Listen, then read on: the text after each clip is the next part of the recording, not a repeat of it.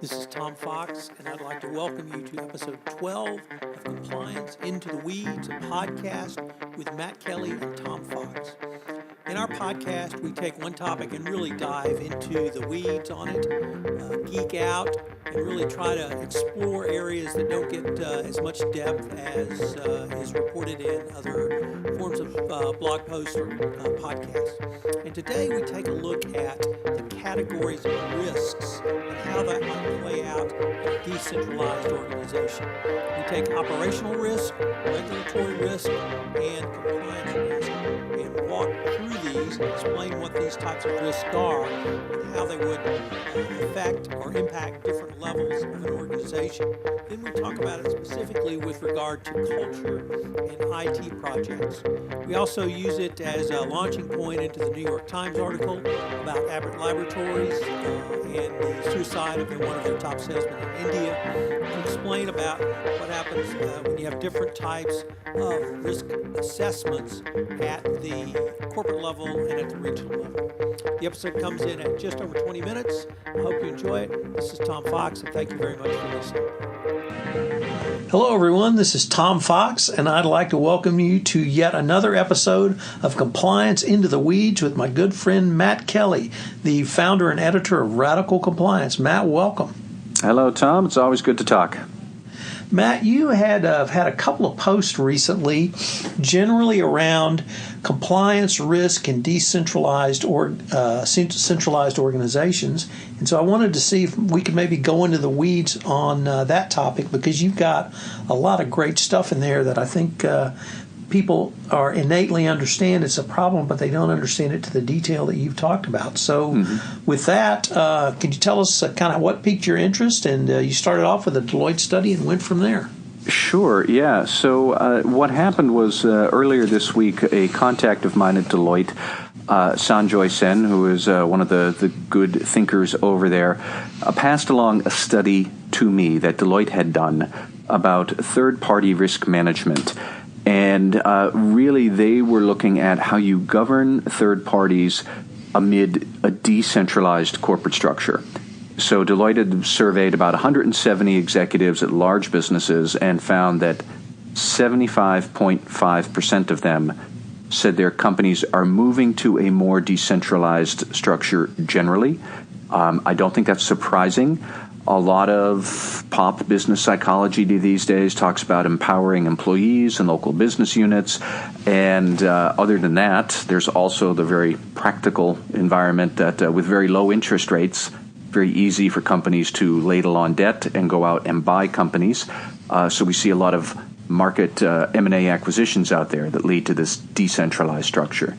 So what I started to do then was just kind of game out, if you have a decentralized structure, what does that mean for the compliance risks you face, and what are the sort of things that compliance officers will need to think about more? I did 2 posts this week on the blog about it, and forgive the analogy, but it's kind of like a waterbed, that if you push down on one area, pushing down power to the local units, something else is going to bubble back up to be something that you need to be concerned about at central command at the chief compliance officer level. So that's where the post came from. Well, Matt, if I could stop you there, because I worked in the corporate world in the mid part of the last decade, and certainly one of the things I saw, I was at one company that was under a deferred prosecution for its prior FCPA violations, was the DOJ wanted a very centralized corporate culture and centralized compliance function, so that everything went through the home office, or a corporate home office, basically, for both review, but also to pass down in terms of information, communication, wisdom, and training about anti-corruption compliance, specifically the FCPA. When I have seen the recent over the past few years, the department seems to have moved away from that to encouraging a more decentralized structure. But and you bring that up, the centralized nature of compliance and culture, and moving to that decentralized nature. And you even had some really interesting observations about the type of risk, because you talked about the types of risks that have changed over time. So I was wondering if maybe you could explain the first type of operational risk and how other risks have become as important and how they were managed in the central structure as opposed to the decentralized structure. Yeah, sure. So my basic thought was that, to be clear, I grasp the sense and the wisdom of a decentralized structure. I like working in decentralized environments myself. But people have to remember, decentralization challenges the notion of strong corporate culture and corporate governance. I didn't say it contradicts it. I didn't say it makes it impossible. I simply said it challenges it, which means you, the compliance officer, are going to have to get your culture and your governance to challenge that decentralized structure right back. So here's what I mean. If you are thinking of specifically third-party risks is what put me on this, but even many different types of risks generally that compliance officers think about. In a decentralized structure, you're going to have operational risks, you're going to have compliance risk, and reputation risk. In a natural environment, those people out in the local units are mostly going to worry about operational risks. And why wouldn't they? Because most times they are only paid on operational results, and most times they are physically removed from you. They are maybe in a different part of the world with literally a different culture. They may not understand the corporate culture. They certainly might not care about the reputation risks, because if a big scandal hits the company, big reputation scandals hit the top here in the headquarters. They do not, with any real punch, they don't hit the local unit down at that local level that might be causing it. So that's the tension there that I was teasing out, is that in the decentralized structure, local executives are going to worry more about operational risk, and compliance officers therefore need to spend more time somehow connecting the compliance and reputation risks down to those local units and get them to worry about it effectively. That's one big challenge. The other challenge for compliance officers is that you're going to need to understand what is actually happening at these local units. So that really talks about monitoring. It talks about IT project management. It talks about how you're going to get the right data from these various local units around the world back up to you, that you can really get a good, accurate picture of what's going on to make better decisions. There's a divergence there, and it's going to be a struggle to try and corral these two things back together, the operational worries at the local level and the compliance and reputation worries at the top level. How compliance officers stick that all back together into one thing, that's the job. So let me stop you again, because I think that's even a more interesting insight. So the risk that the corporate headquarters are concerned with are more reputational and regulatory, while the risks at the field or regional level are more operational. Yet the effects of poor risk management of those is almost converse. So if in the field they engage in poor management of reputational risk or regulatory, i.e. pay a bribe or engage in corruption, the hit is going to be in the corporate office. Whereas if there's bad operations, the hit is going to be at the local level. Yeah, and in fact, I can give you an example that just came to mind right now, is so that several years ago, or I think maybe in 2015, Nestle, $10 billion food company. Nestle ran into an awful lot of trouble when news came that somewhere far down its supply chain off the coast of Thailand, some of its suppliers were using forced labor of shrimp fishermen to collect shrimp, and then ultimately that found its way into Nestle's food products on shelves in Europe and the U.S. That is a big compliance problem. That is a big reputation problem. Nestle spent an awful lot of money looking into that, investigating it. There were headlines in newspapers for months on end. But to be honest, if Nestle had simply cut off all of that shrimp farming in Thailand entirely, that's an operational decision. You know what? We're just going to neutralize this entire threat by cutting off the operational aspect of it. It's not as if Nestle as a $10 billion company is going to suffer because those particular suppliers were removed and therefore its earnings or its revenue fell a little bit. The operational challenges to that were small. The compliance and regulatory headaches from that were enormous. So you see issues like that coming up. But conversely, those I'll call them thugs who were rounding people up and using forced labor for the shrimp. You know, how much money they were making off of that, it wasn't $10 billion, but it was all the money in the world to those thugs. They were all tied up around operational risks. How much money am I going to be able to make by doing this very despicable business practice? Clearly, they didn't care about Nestle's reputation, and clearly they didn't care about any compliance obligations either. That's somewhat of an exaggerated example just to prove the point, but you see those kind of things. Local units are more worried about, am I going to make sales and get fired? Meanwhile, at the corporate office, it's much more like, is this an FCPA violation that will cost us tens of millions to investigate and settle? Is this a reputational thing that might shave, I don't know how many billions off the market capitalization? They're different sorts of problems, and how companies manage that's the challenge. And unfortunately, we had a pretty dramatic example of that reported in the New York Times this week regarding Abbott Laboratories in India, where they had just a tragic story about a top salesman who'd won a top salesman award in 2015 committed suicide because of the pressures put upon him to sell the company's products. And they detailed numerous practices that, if not illegal, certainly bordered on the unethical. But it seemed to be based on this decentralized model where you can't really say the people at the corporate headquarters were nefarious or evil or even wrong. They may not have even known what was going on.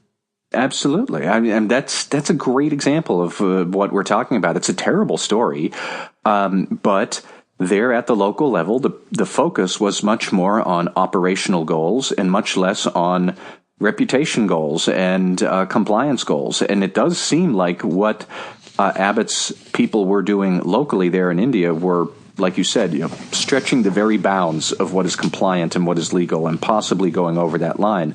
But no, I do not think that Abbott's CEO here in the United States is, plodding around saying, how can we circumvent labor laws? That's not what people at the corporate headquarters are looking to do. They want a strong culture and they want a good ethical business environment.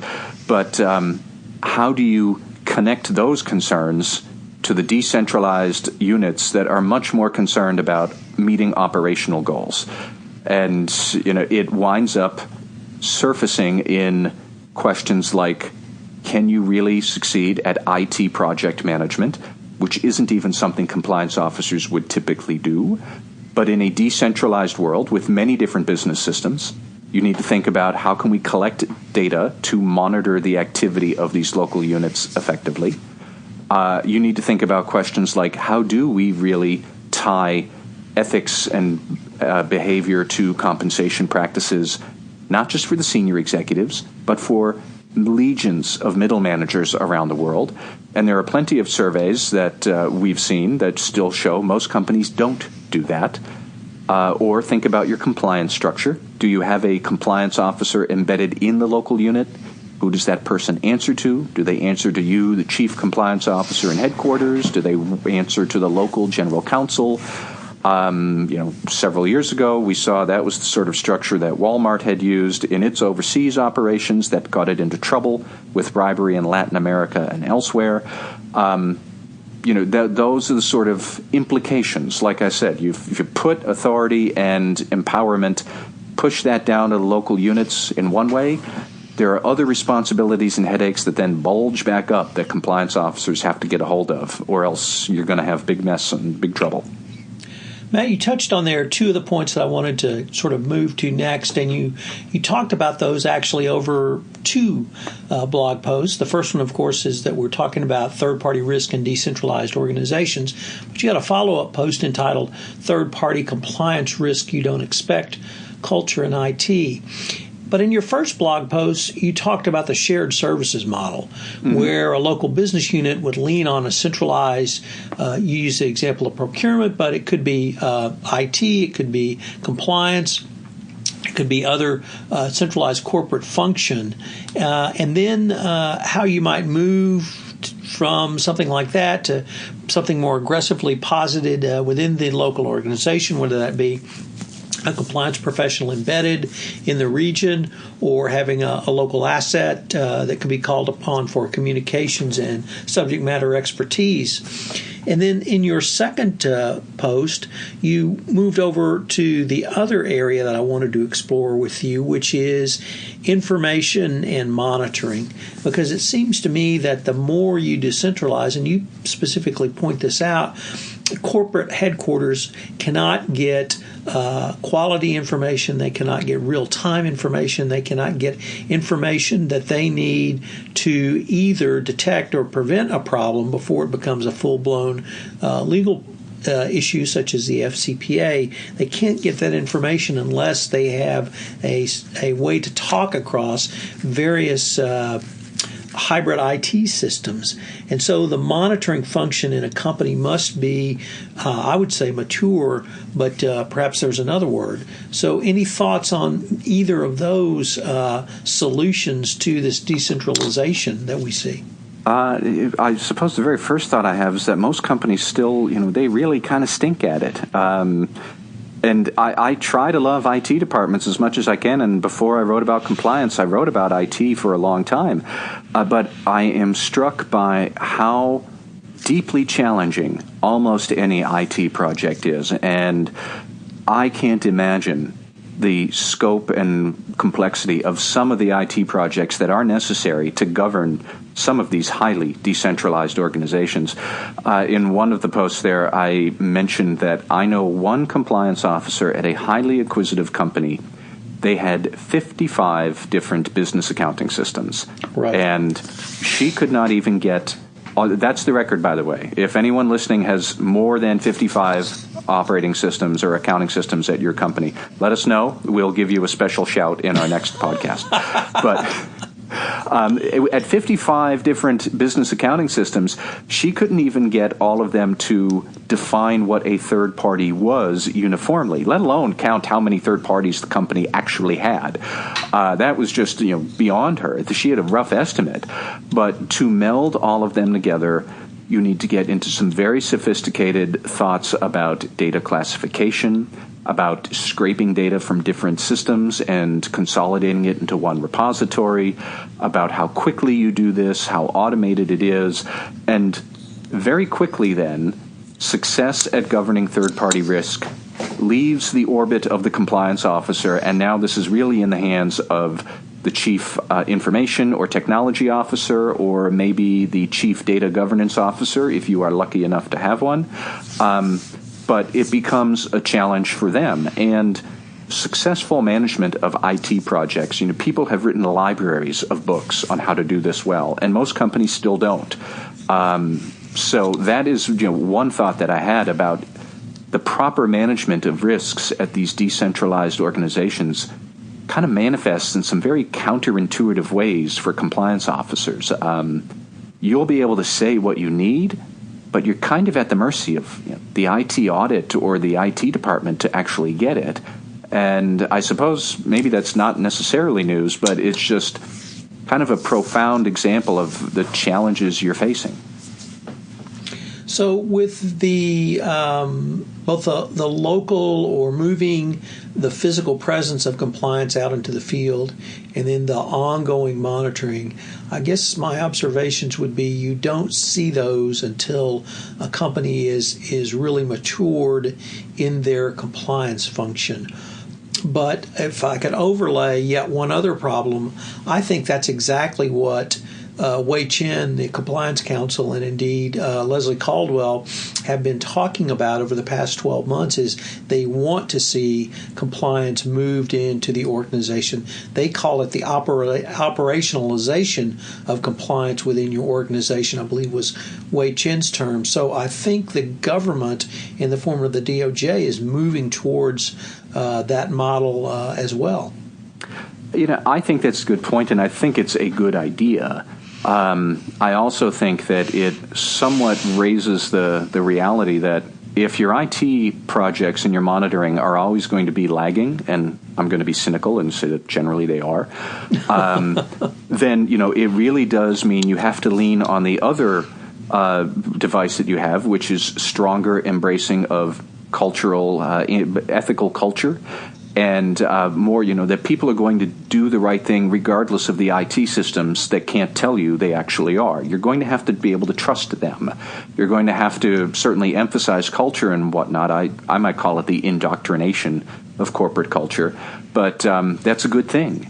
However, it does raise the idea that you're really going to rely more on the good ethical judgment of your employees. And there will have to be some consequences to that. You need to think about if you have high company turnover, then how do you constantly re-educate more people that, no, this really is very important, even if you're going to be here 9 or 14 months. No, really, this is important to the whole business and you're part of it. That's a tough argument to make. Do you want to change the nature of it to, so that you have a more stable workforce, or how do they feel more invested in the overall success of the company, including reputation and ethics risks, not just the operations risks that dictate their paycheck and their promotion, which is how I think a lot of companies, the local units, that's still what drives the train. Well, I'm not sure we came to any conclusions or even answers, but we certainly raised many topics for consideration, and perhaps we can even go more into the weeds on a later podcast, Matt. You really packed a lot into these posts. I'm going to link to both of these in the show notes, so if anyone wants to check them out, they can. And if anybody wants to follow up with you, could they email you? And if so, how would they do it? Sure, yeah. Well, I'm always looking for feedback. So you can email me at mkelly@radicalcompliance.com. You can also find me on Twitter at compliancememe.